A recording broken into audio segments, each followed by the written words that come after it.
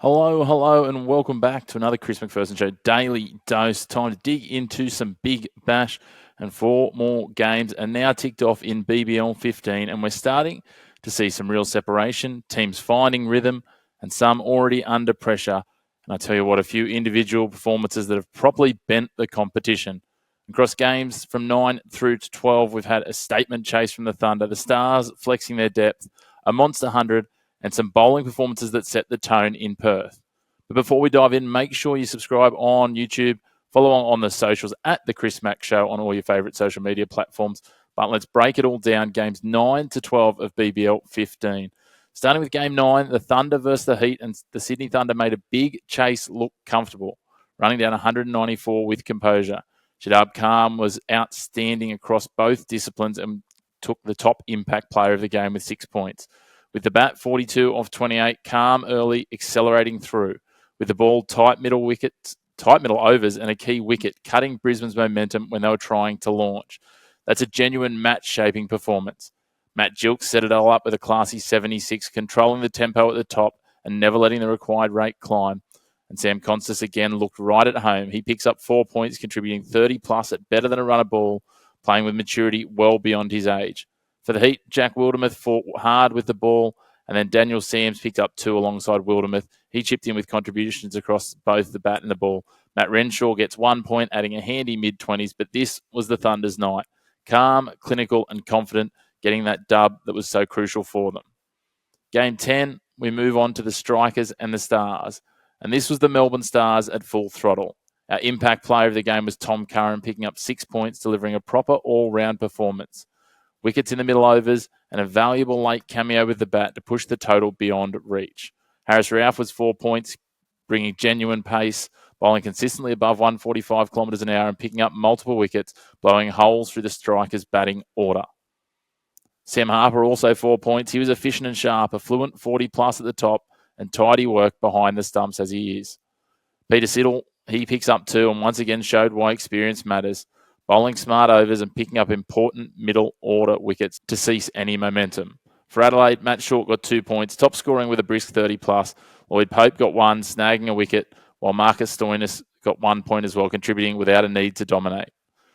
The Stars were balanced, ruthless, and in control throughout. On to Game 11, the Sixers versus the Stars, and this one belongs in bold. Sam Harper, our impact player of the game, 110 off 60 rocks, 9 impact points, absolute dominance. This wasn't just a century, it was a game breaker. In a chase of just over 140, Harper owned the power play, dismantled the middle overs, and turned a contest into a procession. His strike rate up at around 180, clean hitting, no risk without reward, absolutely starring and controlling everything in a Stars batting lineup.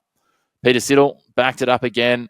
4 points for him, another multi-wicket haul, strangling the Sixers through their middle overs and just showing again that he's aging like a fine wine. Tom Curran picked up 3 and continued his strong performances, staying heavily involved with the ball and in the field, while Marcus Stoinis got 2 points and Daniel Hughes 2 for his efforts, doing well for the Sixers, a very much a lone hand.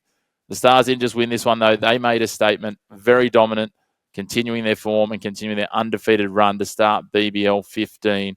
They are a team absolutely to watch with a number of key performers, and just maybe this is the year they finally break their drought.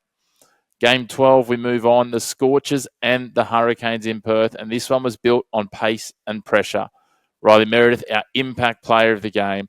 The Hobart skipper, 7 points, outstanding, wonderful speed, wonderful changes of pace, multiple wickets, and genuine hostility when he used the new ball. One of the bowling performances of the tournament so far for Meredith. Tim David, he got 5 points. He finished the job in familiar fashion. A brutal late cameo, striking it well over 200 to shut the door on Perth, but had to retire hurt with a hamstring injury when batting, which is going to be a big asterisk on the Hurricanes from here. He's such a key part of this batting lineup, as we know. Rashad Hussain picked up 3 points, continuing his steady rise with tight overs and wickets, while for the Scorchers, Finn Allen got 3 points, providing early impetus with a rapid 40, and Cooper Connolly again found a way to contribute, picking up 2 points for his efforts with the ball. A professional Hurricanes win, driven by bowlers doing the damage early, and they are certainly sitting right there with the Stars as one of the teams to beat, as we'll recap when we get through into the standings. But that does bring us on to our impact leaderboard, our top 5 players as it currently stands, counting it down from 5th. And unsurprisingly, the all-rounder from the Melbourne Stars, Marcus Stoinis, he's on 12 points. He's consistent. He's been involved and reliable across the tournament so far with bat, ball, and in the field, and continues to perform well. Chris Jordan's in 4th for the Hurricanes, 12 points.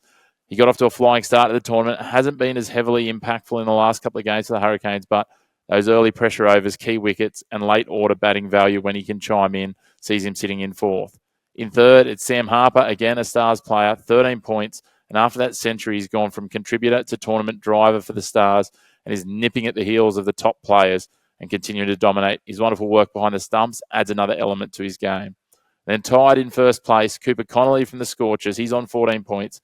Every game, every role, his consistency personified. You can see why he's been called into the Australian lineups in all forms of the game, and he's continuing to take his game to another level. He is now a leader in this Perth Scorchers side. And equal first with him, Jack Edwards from the Sixers. He still sits on 14 points. He was one of the standard setters early in the tournament. He's balanced, he's composed and impactful.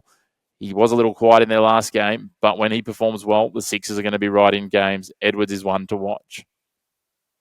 Moving on to the Big Bash standings check-in. Let's zoom out and take a look at where the competition sits after 12 matches. Well, it is the Melbourne Stars on top. 3 wins, no losses, a net run rate of plus 1.38. The benchmark, they're unbeaten and balanced and looking really strong. The Hurricanes are in 2nd, 3 wins, 1 loss, net run rate plus 0.42. And they are quietly one of the more settled sides, although the Tim David injury is going to very much be hanging over their heads until they can find performances to cover him. The Sixers, 1 win from 4 games, but that net run rate keeping them up where they need to be in 3rd, plus 0.1.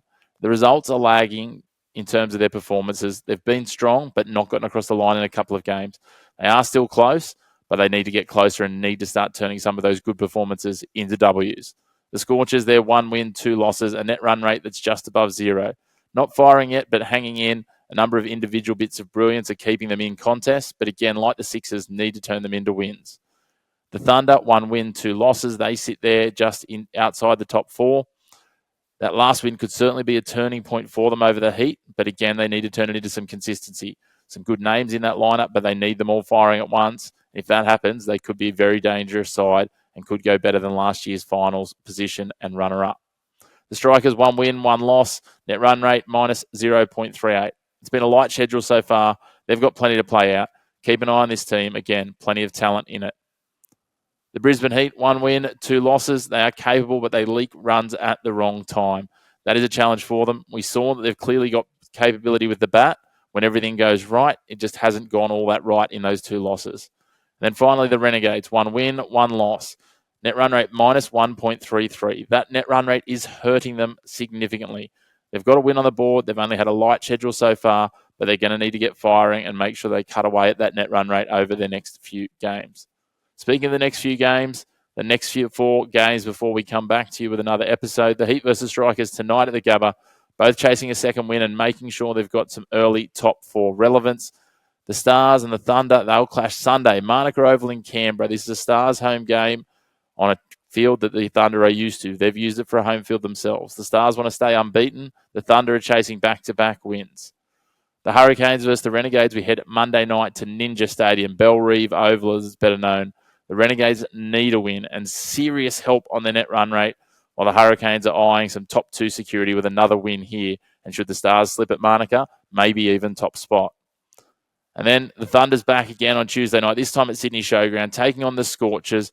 This is an early season 4-pointer, if you will. Both teams fighting to stay inside the 4. They're there or thereabouts, but it's all going to come down to getting those tight wins and who can get it done.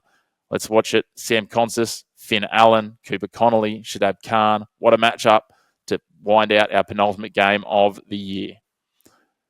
Well, the ladder's tightening, the margins are shrinking, and suddenly every game is starting to feel expensive and crucial.